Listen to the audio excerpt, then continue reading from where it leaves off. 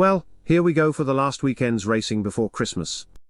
Just the two meetings I'll concentrate on today at Haydock Park and Ascot before the festive week, though we'll be all guns blazing from Boxing Day. Then it will be the King George at Kempton and the start of the Leopardstown Christmas Festival, also starting on St. Stephen's Day. Going to be a busy week in the office, so let's get on with Saturday. First up, there's a couple of races at Haydock Park to mention, where I'll back top of the bill in the Tommy Whittle. There was plenty to like about top of the bill's win here over course and distance last month, making all and beating Saladin's Son by 7 lengths. More on his plate now, carrying a penalty for that win, and it has to be said that Saladin's Son is markedly better off at the weights. But I'll take the chance that Nigel and Willie Twiston-Davies's gelding has more to come over fences. It can be hard work on soft ground around Haydock Park, but top of the bill does have some form on deep ground, so is taken to defy the penalty and score once more.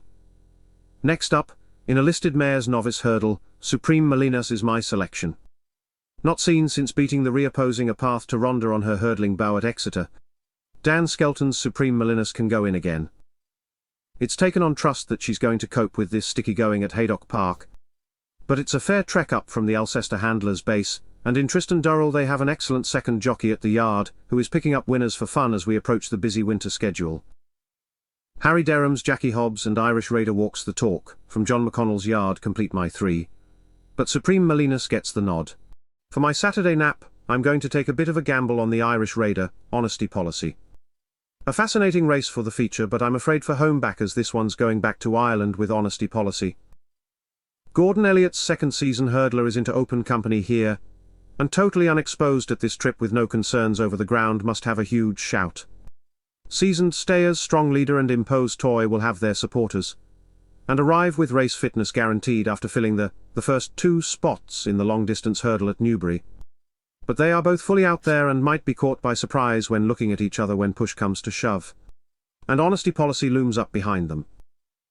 Potter's Charm tries this trip for the first time, which I take as a positive move, while Crambo goes for a 3rd successive win in this, so both are valid each-way picks.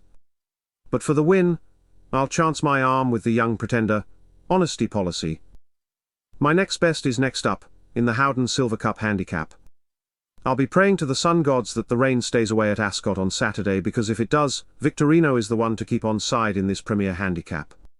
It's horses for courses here as Venetia Williams' dual race winner lines up at his favourite track. And although his run in the Hennessy at Newbury Park wasn't the most convincing, Victorino is a different beast around here.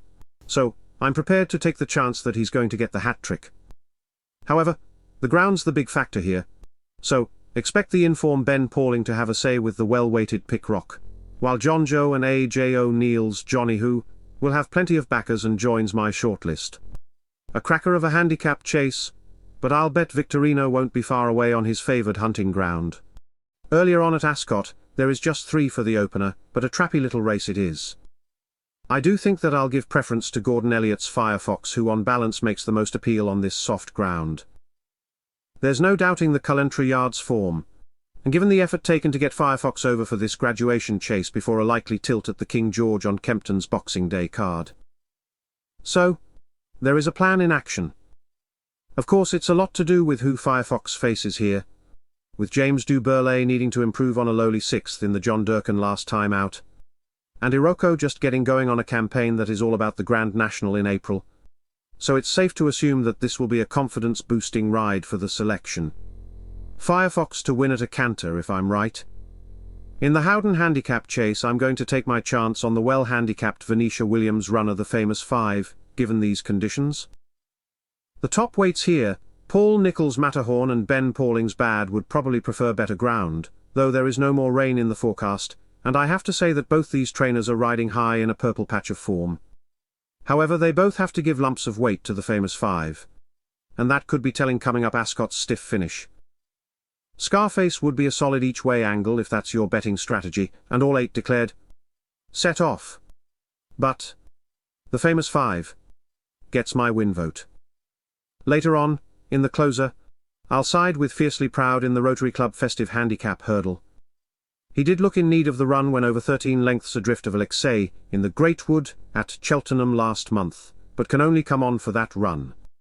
But Fiercely Proud, last year's winner, has just about evened out that winning distance on the weights here with Alexei from the Great Wood. And that could be enough to give Ben Pauling yet another big race success is what is proving to be a stellar year for the Naunton Downs yard. Mondo Man has topped the anti-post markets, while Joe Tizard's Alexei will have plenty of backing in the hat-trick bid, but Fiercely Proud gets the nudge from me.